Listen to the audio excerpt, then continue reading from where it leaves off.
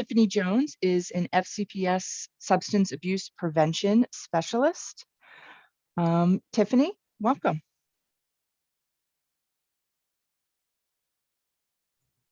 Hi, everyone. My name is Tiffany, like Lisa said, and I work for FCPS as a substance abuse prevention specialist. It's basically the long way of saying I'm a substance abuse counselor for FCPS. I am based out of Robinson Secondary School, and I also provide services to Madison High School.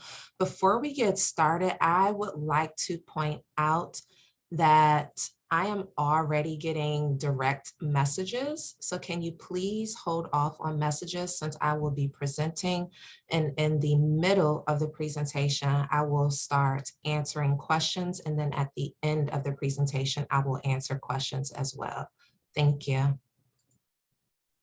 So with that being said, let's go ahead and dive in. So I'm just going to start with some learning targets because that's how schools operate. So first and foremost, the goal of the day is that you will be able to recognize risk factors for substance use so that you can focus on prevention in your household. You'll know that you can do this when you're able to converse with your child about substances with relative ease. And then second, you can identify different types of THC or marijuana and its related paraphernalia so that you are a well-informed caretaker. So with that being said, let's dive in. So first things first, I want to make sure that we are on the same page because I know that marijuana and all of the things that come with marijuana, it's legislation, people's opinions and politics, it comes with a lot of opinions. So the first thing that I want us to do is to get on the same page. So with that being said, I am simply a substance abuse counselor. So my job is to be an empathic truth teller and also a guide. I have no control over the decisions that anyone makes. However, I can be a representative of the truth by stating the facts and offering appropriate guidance. So today, my job is to be a truth teller and to help guide you towards making the best decisions for your own families.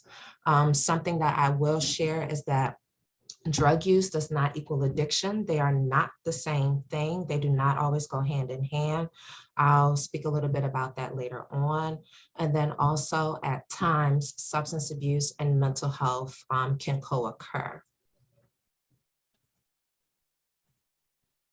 So the first question that I always like to start with when I do any type of drug education is, what is a drug? And I have a picture of coffee there on purpose because when most people think about drugs, they think about marijuana, cocaine, heroin, all of the drugs that they usually don't use. But the drugs that people tend to forget about would be coffee, alcohol, cigarettes, and everything else. So a drug is simply any type of mood altering substance. So when we're talking about psychoactive drugs, that's what we are talking about. We are talking about anything that alters your mood. When you use it, you're using it for the purpose of changing your current state of being. So now we're going to dive into decriminalization versus legalization because this is currently a hot topic and I want you to be able to understand the difference between the two. So decriminalization removes criminal sanctions against an act, article, or behavior. So there will be no criminal measures when decriminalization happens. And then second, decriminalization doesn't make it legal to possess, use, or distribute marijuana, and it usually involves some type of mandated drug education, fines, and civil penalties. And then legalization is different. So in Virginia, we started with decriminalization, and then we moved towards legalization. So legalization is the act of removing all prohibitions against the drug. Something to remember is that legalization in each state looks differently, and we'll go over some Virginia specific laws in this next slide. So as of July 1st of last year now, I was about to say this year, but as of July 1st, 2021, possession of up to an ounce without the intent to distribute is now legal for people 21 and up. And the old law, usually they were able to determine if someone had the intent to distribute by the amount of marijuana that they were found with, or if they were found in possession of marijuana plus a gun at the same time, or marijuana plus a scale. So although the sale of cannabis is illegal, the legislation allows for gifting up to an ounce of cannabis to any adult. So the sale of marijuana doesn't go into effect until about 2024 when the retail stores open, but currently it is illegal to sell cannabis. And then the third bullet point you'll see is that it is illegal to consume cannabis in public or offer it to people in public, even if it's simply a gift. And then the legislation allows for people to grow marijuana, but it cannot be within like plain view, like from the street. And it also has to be labeled with the strain of marijuana plant that it is, who's the grower, and all of their identifiable information. So something that I also like to point out, because remember I said that I'm a truth teller, is that only 10% or about only 10% of people who use substances will actually become addicted. So I find that oftentimes parents, when they are attempting to have the conversation with their child about drugs and marijuana, the immediate go-to is a scare tactic. And research has shown that scare tactics do not work. It usually actually encourages the behavior to continue. So parents will say, well, if you use marijuana, then you're going to end up using heroin. You might end up using crack. If you use marijuana, then you're going to go to jail. If you use this drug, then you're going to become poor and homeless. And for the vast majority of people, that is not true, because only 10% of people who use drugs will actually become addicted. By that same token, I like to point out the other statistic of 85%. So that 85% number represents the number of people who are currently incarcerated in the United States who meet criteria for a substance use disorder. So that was a mouthful. So essentially, approximately 85% of people who are currently incarcerated are incarcerated as a result of their drug use and addiction. And if you want me to break down that number because you're caught off guard by it, the way that you look at that 85% is you consider the number of people who were on probation due to their drug use, and then they violated probation, or they violated probation as it related to their drug use. So they came up with a positive urine screen. They were robbing, stealing, doing whatever in order to get money for their drug use. Maybe it was a DUI, failure to pay child support because they weren't providing for their children because of their drug use, so on and so forth. So when it comes to that 10% number, this is the study that I want you to consider. So this is adverse childhood experiences, or some of the negative things that children can experience prior to the age of 18. So this was a large study conducted by the CDC when they partner with Kaiser Permanente. The study first started in about 1990, I believe, and it was 17,000 participants. They went through a screener to assess these 10 things to see if the 17,000 people who participated in that study experienced these adverse childhood experiences. So the study ended up showing that the more adversity of these 10 things that a child experienced prior to the age of 18, the greater the likelihood of an earlier death. And I know that sounds heavy to say if you experience these things and it can lead to death, but it's a case of potential. There is a risk for it. So when a child experiences physical abuse, sexual abuse, emotional abuse, physical neglect, emotional neglect, mental illness, divorce, substance abuse, violence against a mother specifically, having a relative who has been sent to jail or prison, those are all ACEs. So when a child experiences a lot of these, it increases their chances of then becoming addicted. So when you look at the 10% of people who end up becoming addicted, they are more than likely the people who have a high number of ACEs. So when you think about your child, I want you to think about what they might have experienced and how that can affect them. And by that same token, just to quell any type of anxiety that you might have, remember that although ACEs are important to consider, not everyone is going to experience them the same. So if a child experiences 1 or 2 ACEs, but they have a great support system, they have hope, they feel supported, then it kind of mitigates some of the negative effects of the ACEs.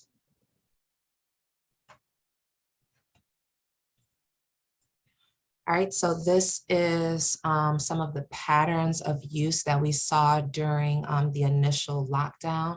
So it says, compared to pre-pandemic behavior, use of alcohol declined but use of nicotine or misuse of prescription drugs increased.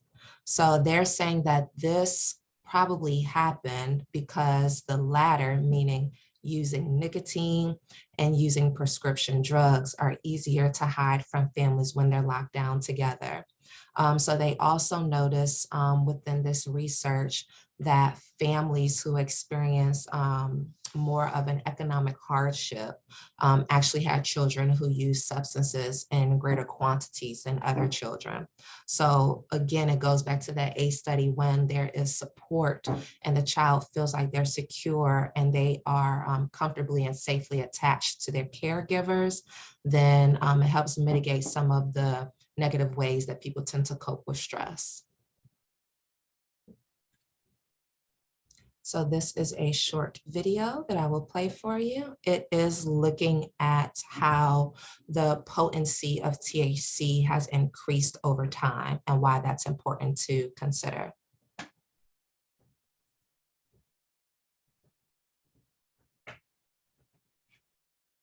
Got high. Believe me, hippies in the 60s got high. I was there, okay? That weed had this tetrahydrocannabinol in it, and it had 1 to 3% THC. And it's very important to understand this drug worked fine. People got high in the 60s, no problem. They all got the munch.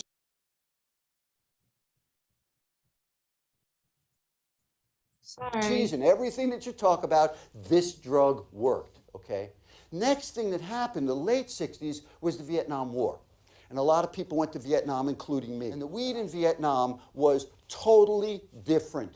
It was a totally different experience. And the reason was, it was 5 to 10% THC. Now, in order to understand the numbers on this, let's say this was 2% and this is 8%. This weed was 4 times stronger than this weed. And the reason was, it was a different strain.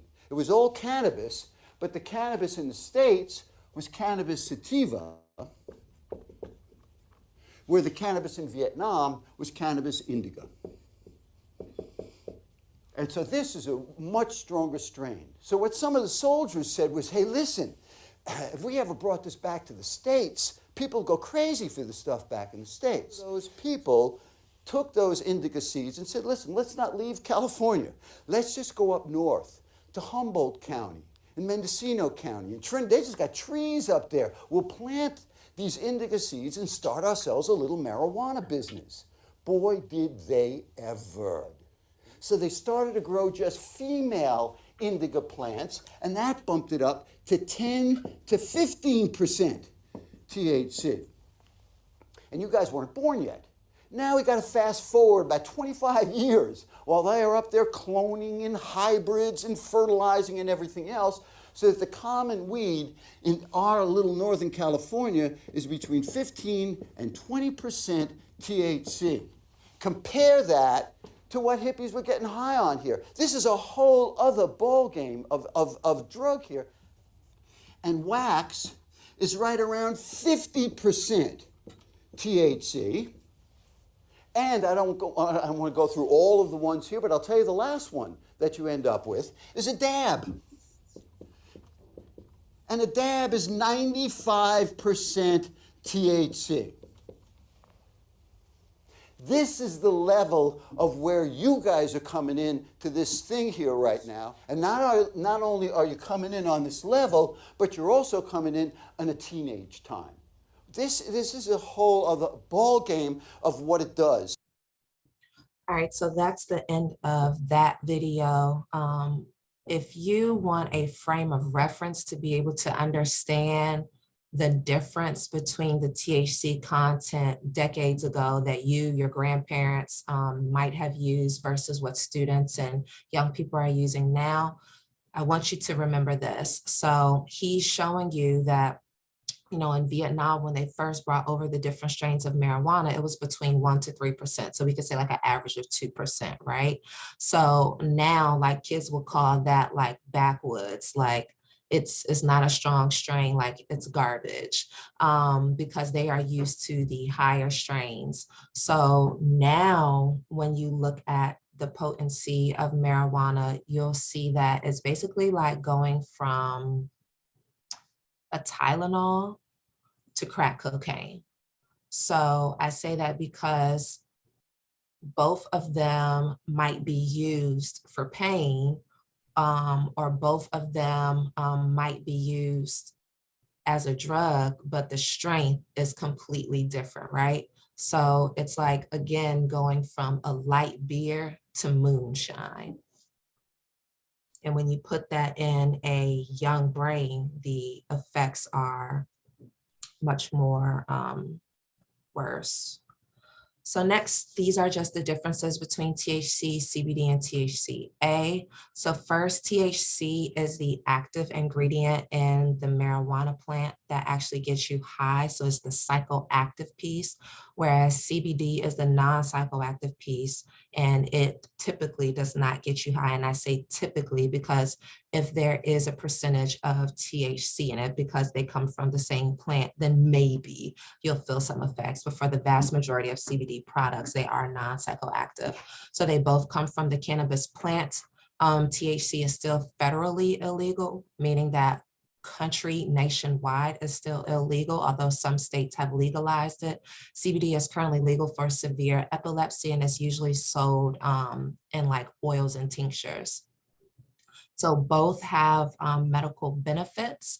There will be side effects to both, especially when you think about drug interactions. I know when we looked at the questions that some parents submitted ahead of time, one of the questions was very specific, and it asked how marijuana interacted or affected lithium. So typically lithium is a medication that is prescribed for someone who has bipolar disorder.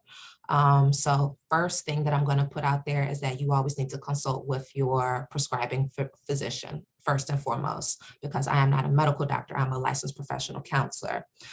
Second is if you mix drugs, because both of them are drugs, because they are both made to alter your mood, then you don't know what can happen.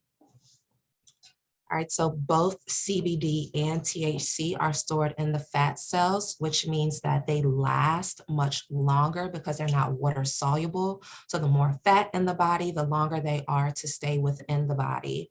The fattiest part of our body is usually our brain. And then second from men would be their testicles. So that would be where marijuana is mainly stored. So THC will come up in a drug screen. And if CBD comes up in a drug screen, is usually because there's some THC in it. So this is just looking at some of the different strains of marijuana. So the technical name is chemovars, which just means chemical varieties, but you'll hear strains. So you have the popular ones of indica, sativa, and then a hybrid, which would be a mix between the two. So indica usually gives you like a full body effect, whereas sativa will give you more of a head high. Indica, sometimes people say it puts you in the couch because it gives you like this deep type of relaxation. So the people who might gravitate towards indica might be people who are generally anxious and they're using it to calm down. So a lot of times we'll hear students say that marijuana feels like a medicine for them if they have a co-occurring mental health disorder. And remember, I talked about substance abuse and mental health at times go hand in hand. Well, the stat is that approximately 40 to 50% of people who use substances also have a mental health disorder.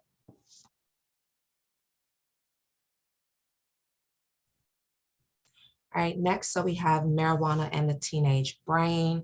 So the brain isn't done developing until about the age of 25. So that's why it's extremely important for young people to at least wait to use marijuana, because at the end of the day, remember I told y'all I'm a truth teller. I'm not here to tell people what to do, right?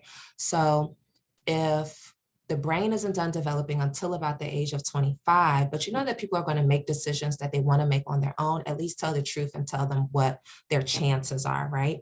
So as the THC content rises within the marijuana industry, you're going to see that it's going to affect the brain even more.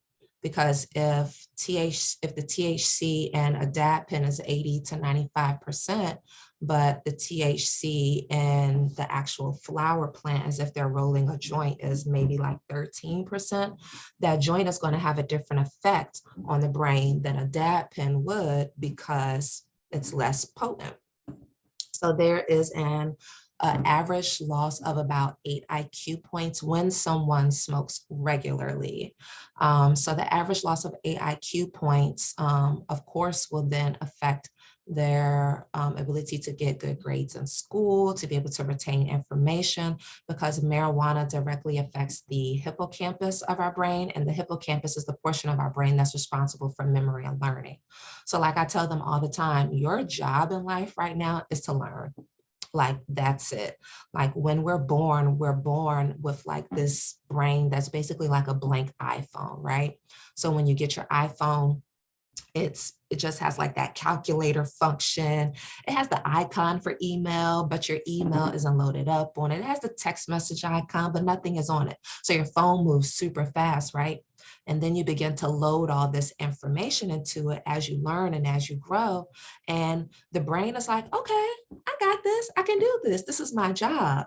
But then something called pruning happens when you get into like your teenage adolescent years. And pruning is just like gardening. You start to cut off the dead material, or you start to cut off the information that you don't use as much, so that your brain can function more efficiently. So just like gardening, when you prune, you're cutting things off. You're cutting off the dead branches so that when spring comes again next year, your plant can bloom and become even bigger.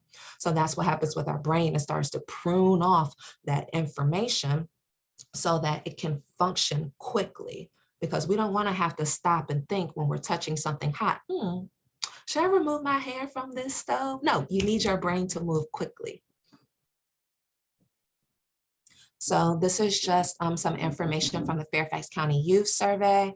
So these are just points as it relates to 8th, 10th, and 12th graders from our most recent survey. So again, about 10% of students in those grade levels said that they used marijuana within the last 30 days. So this survey is only, or this portion of the survey is only looking at the last 30 days. Something to consider though is that 9 out of 10 people who are addicted began using prior to the age of 18. So I'll pause that and let me take a sip of water before I go into this point. So remember, the brain isn't done developing until about the age of 25, right? And then we have that stat that says 9 out of 10 people who are addicted began prior to the age of 18. So what does that show you? The younger you use, it increases your chances of becoming addicted. And then when you think about the ACEs being tacked on top of that, it's going to affect it even more, right? So then 9% of students reported vaping marijuana. Then there's other stats up here about painkillers and then other drugs. So at this point, before we go forward, let's open up the chat function.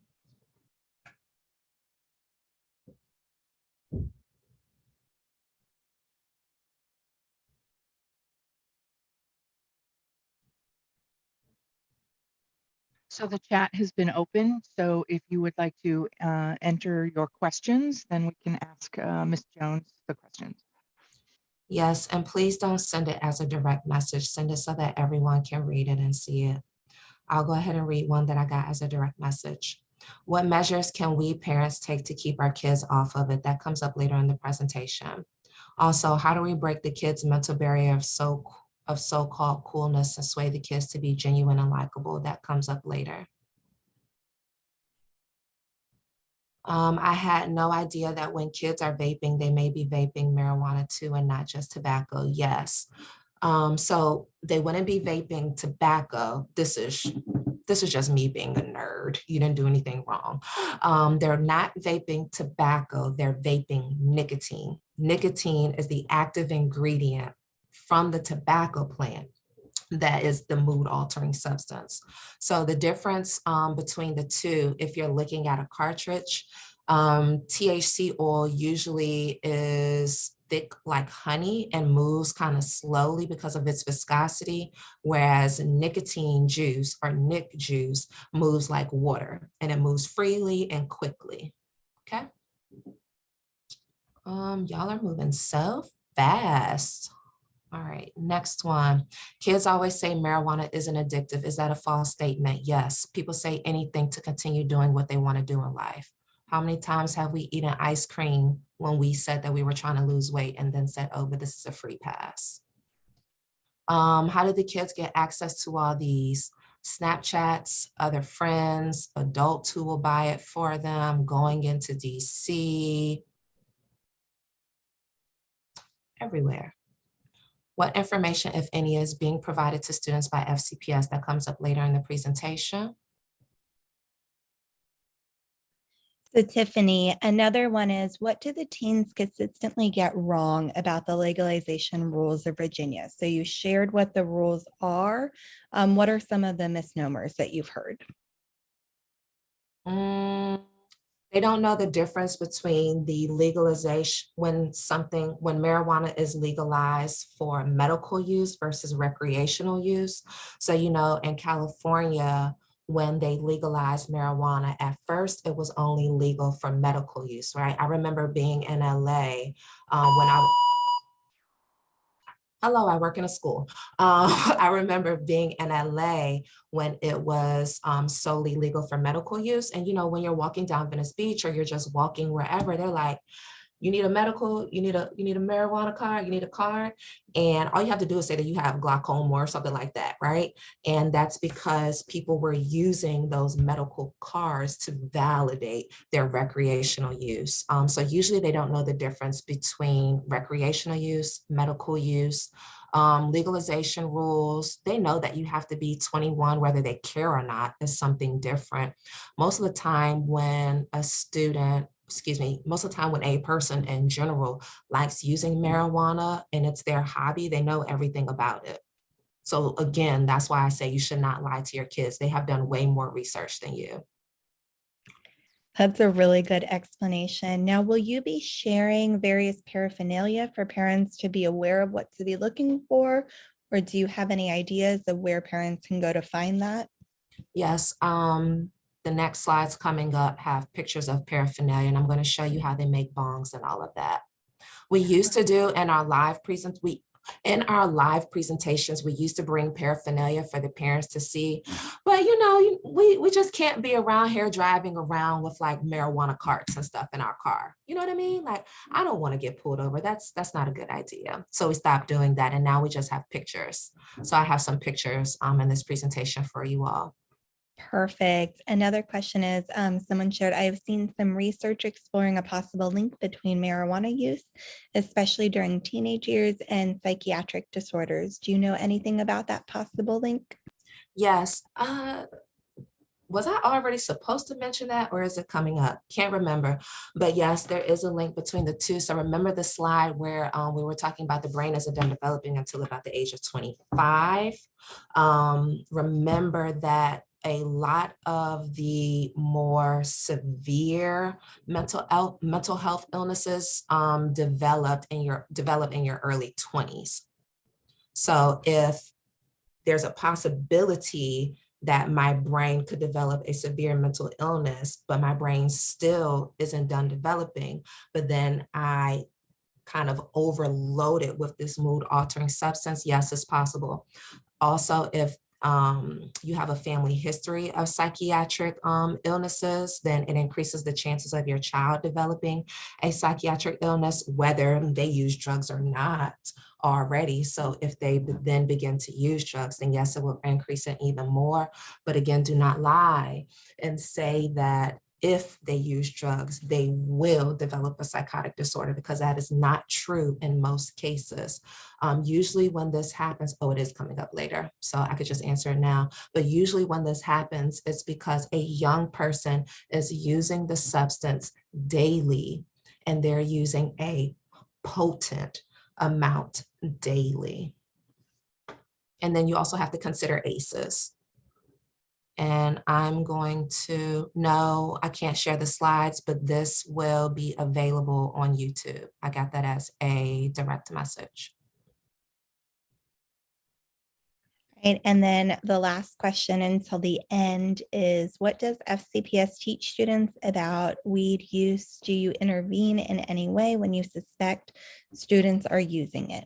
Yes, that comes up later in the presentation with all the details. All right, so now let's go ahead and continue with the slides, y'all, and then we'll open up or I'll answer more questions at the end as well. So for the people who want to see the pictures and get down and dirty, let's look. So this is more like your old school way of smoking cannabis. So you have the joints, you have blunts, and what's called spliffs. So oh, I thought my slides messed up for a second. So the joint is usually the cannabis flower or the plant wrapped up in a thin paper, usually from cigarettes. And then a blunt is basically the same thing, the cannabis flower and a cigar wrapper. So usually what that looks like is when you go to 7-Eleven or any type of corner store, you will go into the store and then behind the counter, you'll see a pack of Black and Milds, right? So what they'll do is they'll hollow out the Black and Mild, split it open, put the marijuana plant inside, roll it back up. It requires like spit and stuff. It's really nasty. It's a very disgusting process. They put spit on it, whatever, roll it up, smoke it. So usually it takes about 5 to 10 seconds to feel the effects of this high, and the THC content in this way of using marijuana is about 20%. So we are going to increase our potency as we go in these next slides, okay? And usually the high will last for about 30 minutes to an hour. You will feel the effects of any drug quickly when you smoke it, because as soon as it goes through those lungs, boom, it's straight to the head. So next you have aerosolizing, or what they call vaping. And that's just a scientific difference. The difference between an aerosol and vaping is that vaping is just water condensation essentially, and an aerosol contains tiny bits of metal particles and things like that that end up getting stuck to the lungs. So the THC concentration is more potent when they vape. So the THC concentration is usually about 40%, and it still takes about 5 to 10 seconds to feel the effects, and the high will last about the same amount. It's not harmless, although some people and young people think that it's harmless because they are not lighting it up and smoking it, but it is still problematic, of course, because it affects your lungs. Oh, whoops. So this is what it can look like. This is what the vape devices look like. The nicotine, excuse me, not nicotine ones, the THC ones. Next up, we have dabbing. It's basically just like a glorified crack pipe, to be quite honest. So dabbing is taking a concentrated THC wax and heating it up and then inhaling it. So it's still smoking it. The THC concentration is about 80%. And when, because remember, we started with 20%, and then we went to 40%, and now we're at 80%. So again, it's like going from a light beer to moonshine. So one of dabbing is one of the methods most associated with emergency room visits, along with edibles. And the reason why it's associated with the most emergency room visits is because not only is the concentration super high, but it's really hard to assess how much you're actually putting into your system, especially with an edible. Because like if you have an edible gummy bear, some people might just eat the whole gummy bear, but you were only supposed to eat the ear off of the gummy bear. And you don't know how much THC you put into your body, especially for a novice. So when we're looking at Fairfax County ER and urgent care visits due to THC, when we're looking at the years of 12 to 18 years old, in 2019, 80 were sent to the ER. And then in 2020, 94 were sent to the ER, so slightly higher. And I think that that just goes to show you that, well, it could be multiple factors, but of course, that's when the pandemic first started. So smoking potent THC daily can increase the rate of psychosis by approximately 5 times. So I'll say that again, because I remember that it was a question in the chat box. So smoking potent THC daily can increase the rate of psychosis by 5 times in comparison to people who never smoke. All right, so now edibles. So edibles is when the THC oil is infused into foods and drinks. Usually you'll hear about an edible brownie, a Rice Krispie treat, the gummy bears, the candy. Like they have edibles where it's, you can make anything an edible. There are chefs out there who will have a full like cannabis infused experience. You can make oils with it, like olive oils, all of that. So the effects usually don't kick in for about 20 minutes to an hour, and that's because it has to pass through your digestive system first, and we know that that's a slow working process. The high, however, will last for a long time. So it could take a long time for them to come down. And again, that's why when someone uses edibles and when they dab, it can increase their chances of being sent to the ER. Because if they're not even feeling the effects for 20 minutes, you know, they might eat, you know, the ear of the gummy bear and they're like, oh, I don't feel anything yet. Let me just eat this whole thing and do another one. And then before you know it, they're all over the place. And then lastly, you have sprays, tinctures, and capsules.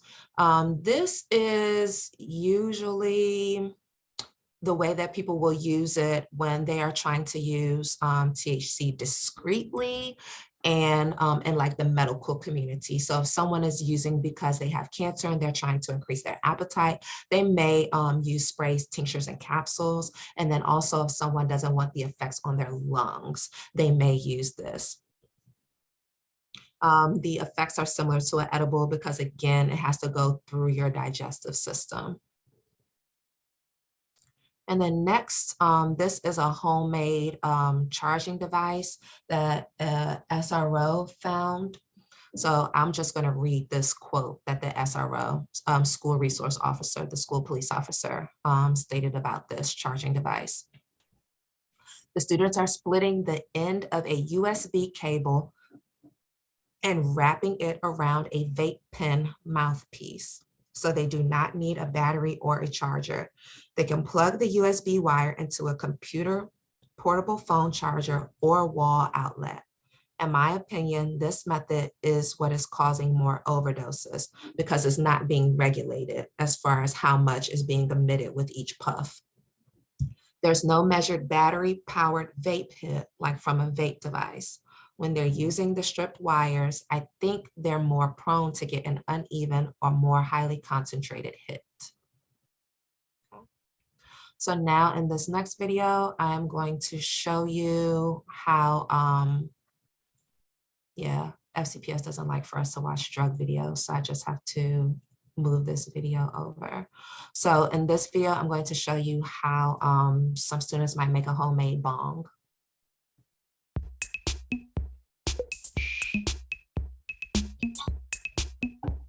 Let's make a gravity bong. It's a really simple thing. You just need a couple things that are probably already laying around your house. An empty 2-liter soda bottle, and then a larger bottle, container, bucket. To start off, we're gonna cut the bottom off of this bottle right here. So just cut all the way around. I've been bad at this since preschool. And now what we need is our water container. I want this guy to fit in there with a little bit of slack. I'm gonna use my scissors to cut all the way around. And there we have it, our water bucket and our chamber. Now that our water container is miraculously suddenly filled up, the only other item you need is a tiny bit of tinfoil. It's probably not healthy to use tinfoil as a bowl piece, but you know what? Once in a while, hell.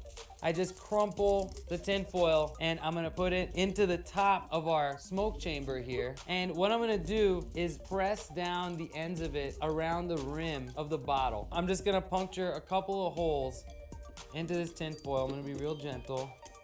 And what I'm gonna do now, I'm gonna lower that in there, take some of this shake right here and put it in there. I mean, I guesstimate just about a nice fat pinch, so that's what I've got here.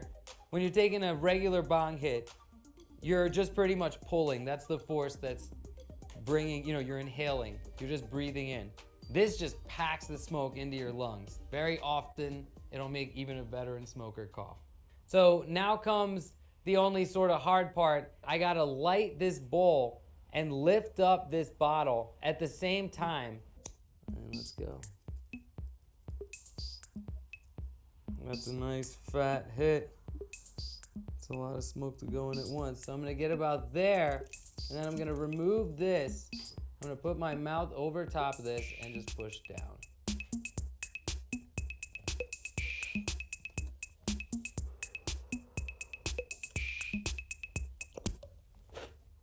Okay, got a little water in my mouth either way. So that's how you do a gravity bong hit.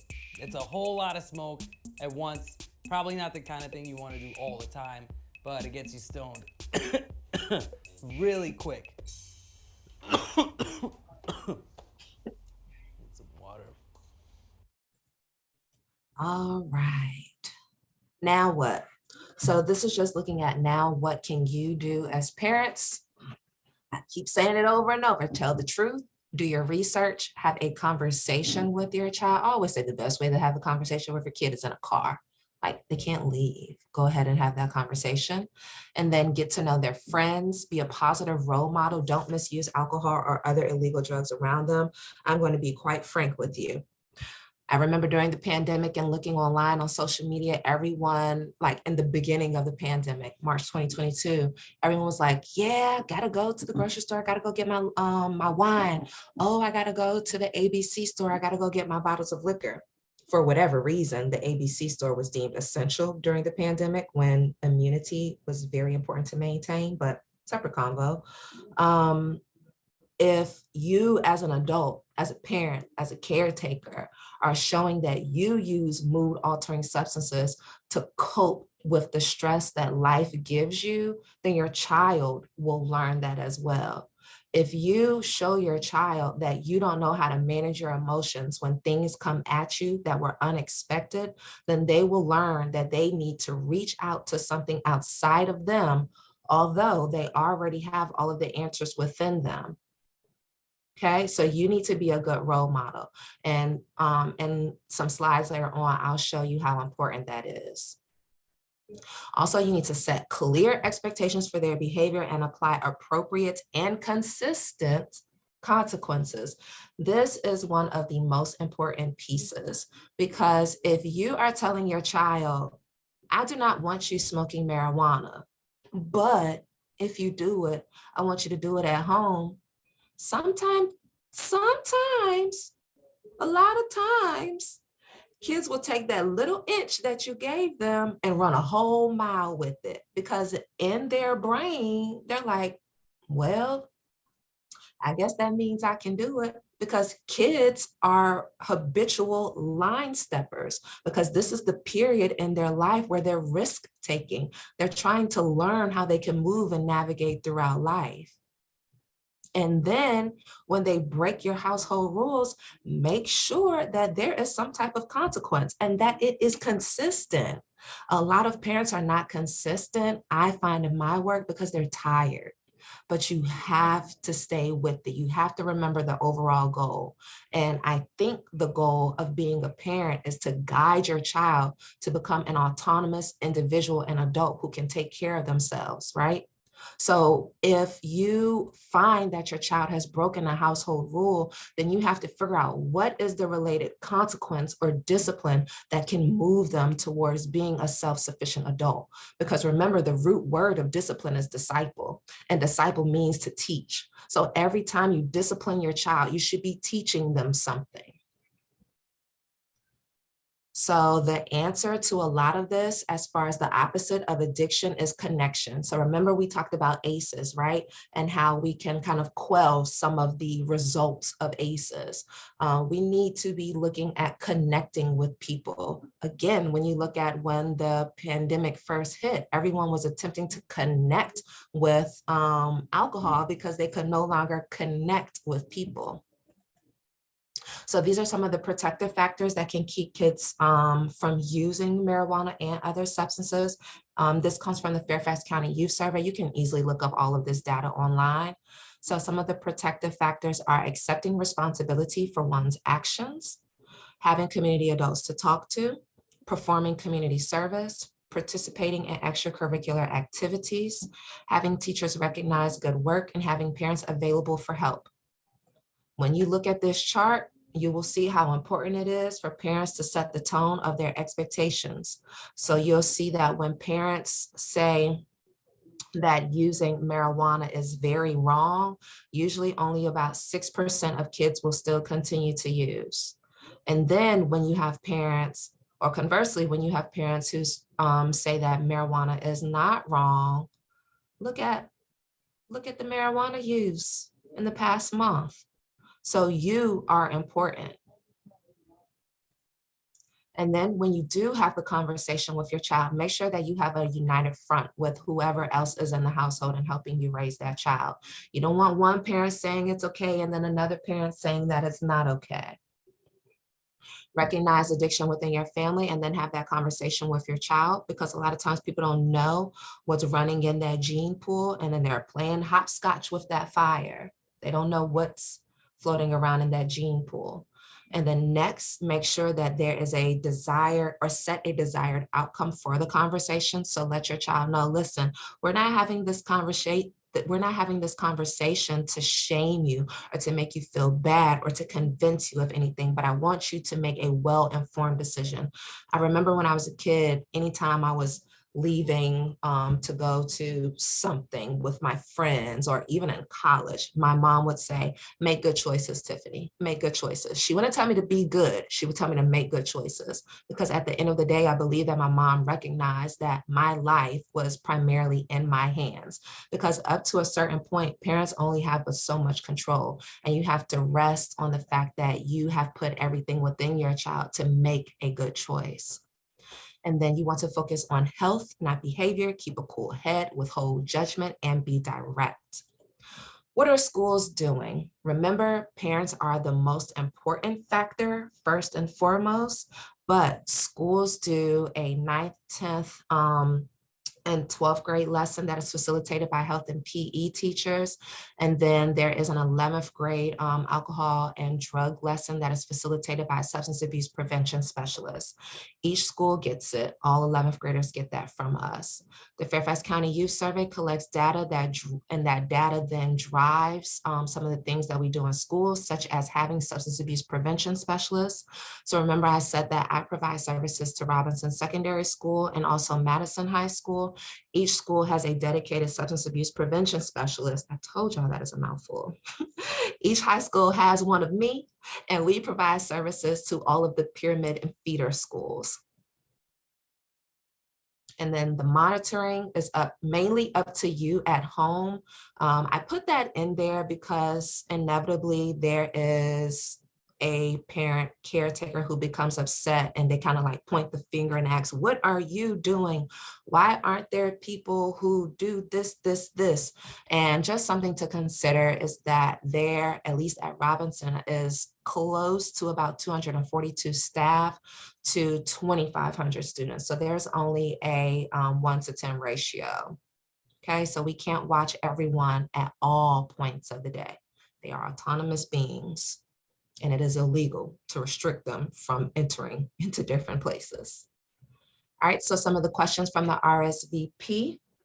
that I didn't already cover. I actually have students that I work with regularly, so I asked them to answer some of these questions that came in from you all.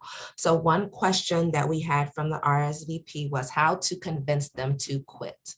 And one of my students said just the perfect answer. And it was, you can't convince your kid, it's their choice. You can offer support, buying nicotine patches if it's nicotine. However, you need to do your research and look at if a nicotine patch is even appropriate for your child, depending on their age. And then the student also said at the end of the day, it's the child's choice. And then for adults, another question from an adult was what the parents should do to protect their teens from marijuana use. The student said, educate them, but you're not with them all the time.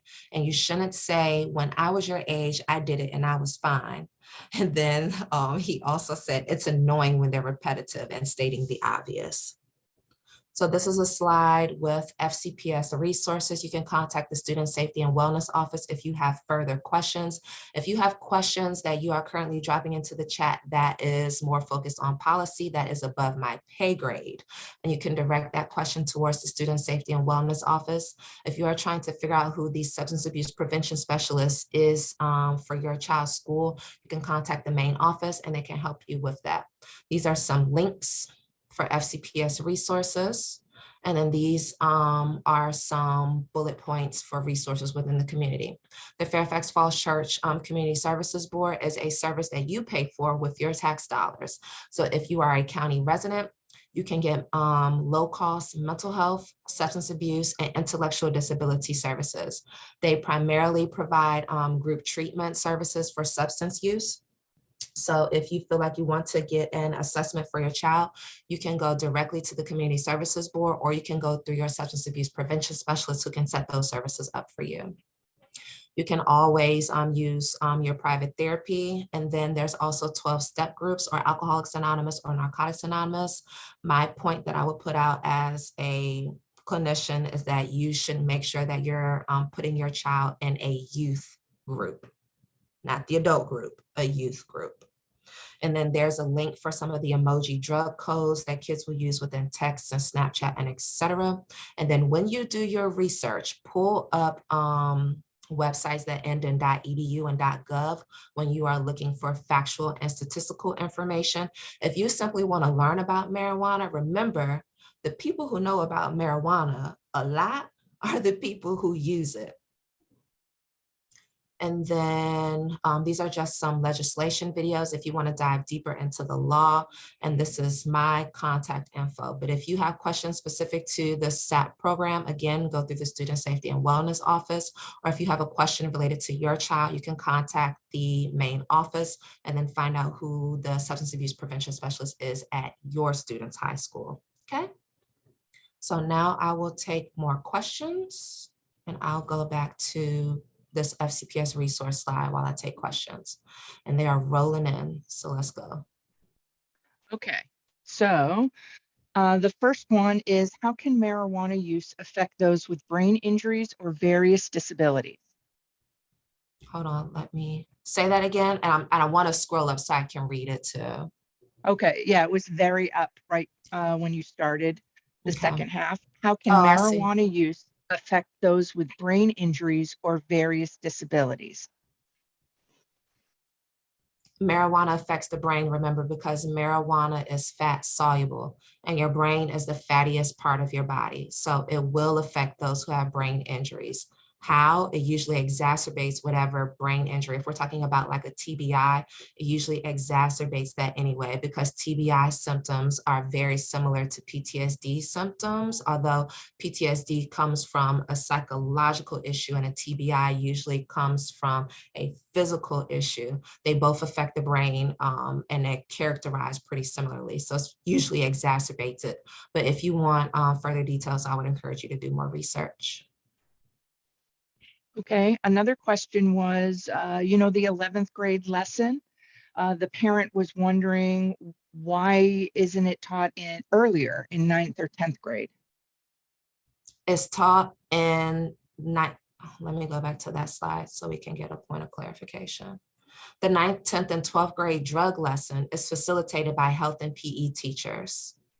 So every student at FCPS in high school gets a drug education lesson. In the 11th grade, the substance abuse prevention specialists do the lesson.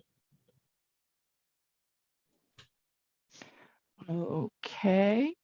Let's see. Let's find some other questions.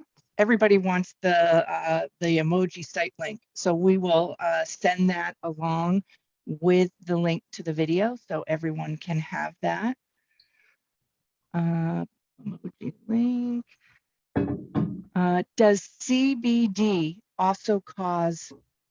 I think that means addiction. CBD is a non-psychoactive chemical. So I would say no. However, if your CBD has THC in it, which is a psychoactive ingredient, then possibly.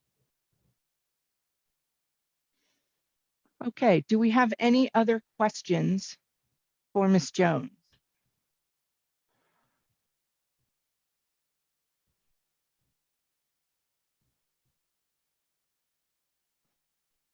Give it one more minute.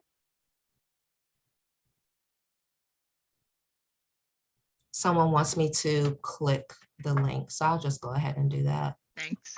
You're welcome. At least I think I will. Let me see. Oh, it might have opened up in another.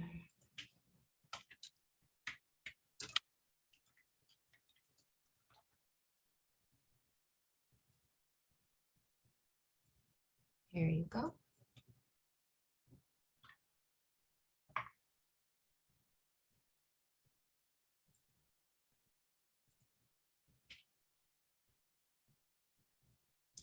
So I will make sure. Go ahead. Oh, let me just go ahead and say this because I keep getting the message from the same person who wants me to include this information. So this is a quote. The CSB runs a free virtual parent group on Thursdays at 6 p.m. Email Anna.Davis at fairfaxcounty.gov and reference heads up, talk it out. Are there any signs that we should look for even to start suspecting that a child might be doing marijuana?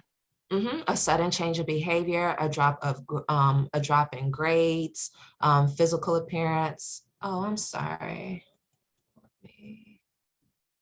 Someone asked, what does MED mean in my credentials? I have a master's of education. I'm a licensed professional counselor in the state of Virginia. I'm a certified substance abuse counselor in the state of Virginia.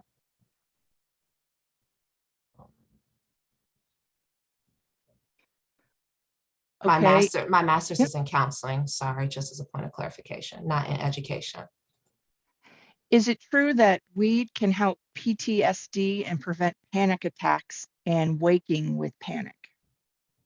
I'm sorry, read that again, please. Sure, it's right at the end. Is it true that weed can help PTSD and prevent panic attacks and waking with panic? Some studies have shown, they are still currently doing research on if marijuana helps with panic attacks and PTSD, but that is in controlled settings. They're looking at various other drugs to see if it helps with PTSD, such as microdosing. However, that is usually done in conjunction with talk therapy, not just smoking on your couch and doing whatever. It's usually used in conjunction with talk therapy because it's seen as a medication-assisted treatment. Just like for people who use opiates, might be on Suboxone or methadone, they have to use those in conjunction with talk therapy so that it can be monitored. And the last question, can you go back to the picture of the cord and the SRO quote? Yeah. And can you just explain that again?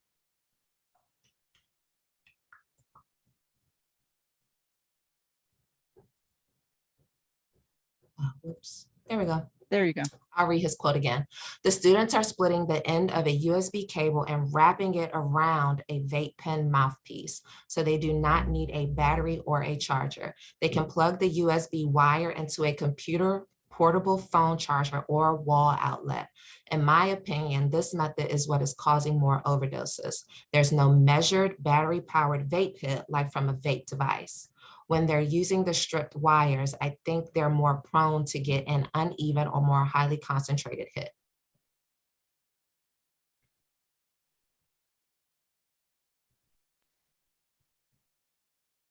Okay. Yeah, Sorry, go there's ahead. another question that says, how do we get access to this presentation on YouTube? I'm sorry, Lisa, I might have misspoken. Is it actually going to be placed on YouTube, or are you simply sending it out to the people who registered? No, it will be placed on the Parent Resource Center YouTube channel. However, additionally, I will also send out the link to all of the registrants. Okay, cool. So you don't have to be a registrant in order to view it next week. Got Anybody it. can view it on our YouTube channel.